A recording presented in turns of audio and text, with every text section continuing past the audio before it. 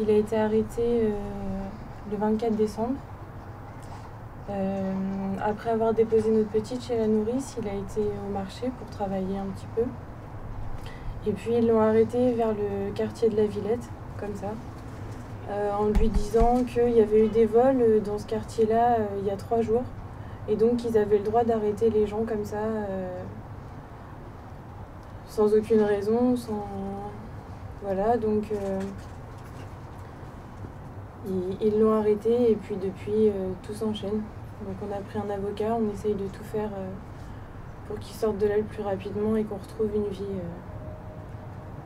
une vie normale comme avant.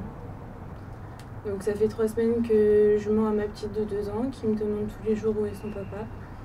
Donc, tous les jours je lui dis que papa est au boulot, papa est au boulot. Sauf que voilà. Moi qu'est-ce que je peux lui dire de plus?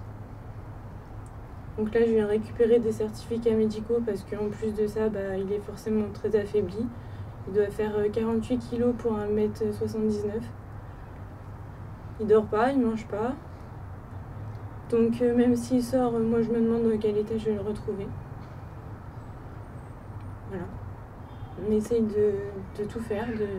Ça prend beaucoup d'énergie parce que même nous, si on est dehors, on est totalement tout le temps en train de cogiter, tout le temps en train de se dire comment ça va se passer, comment la prochaine convocation ça va se passer.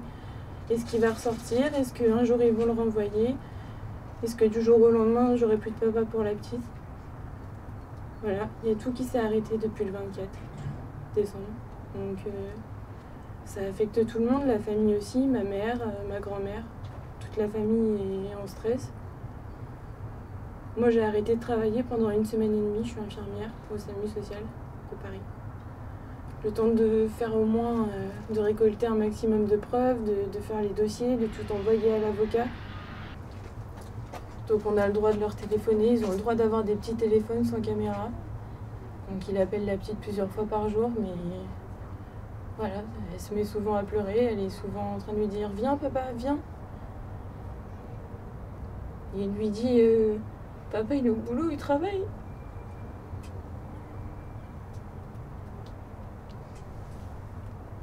Il travaille pour t'acheter des cadeaux.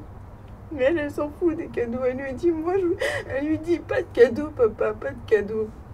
Elle a que 2 ans. Un enfant de 2 ans qui dit pas de cadeaux, ça veut tout dire quand même. Elle, ce qu'elle veut, c'est son papa quand elle se réveille le matin. Voilà.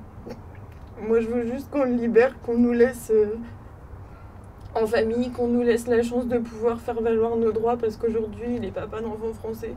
Donc on peut prétendre à un titre de famille, un titre de séjour vie privée, vie familiale.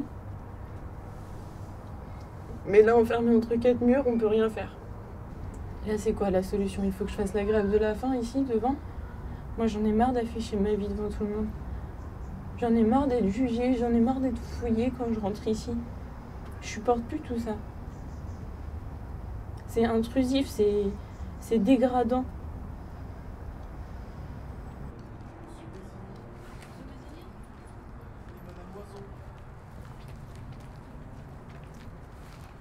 Je passe après, je pense. Je passe au tour d'après.